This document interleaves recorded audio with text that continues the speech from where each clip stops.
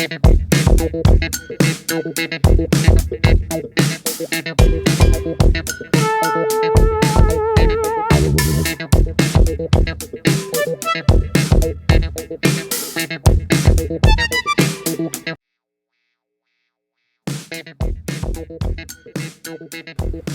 জমিদার মোল্লা নাসিরউদ্দিনের খোঁজে তার বাড়িতে এসে দেখলেন যে দরজায় তালা ঝুলছে।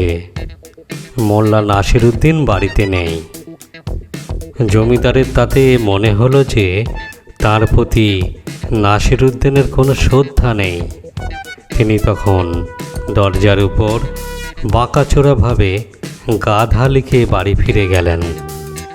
পরের দিন বাজারের ভিড়ের মধ্যে ওই জমিদারের সঙ্গে নাসিরউদ্দিনের দেখা হয়ে গেল।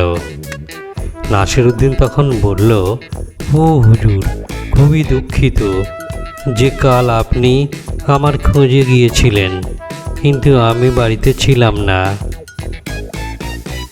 জমিদার আশ্চর্য হয়ে কর্কশ্বরে জিজ্ঞাসা করলেন, তুমি কি করে জানলে যে আমি তোমার বাড়িতে গিয়েছিলাম?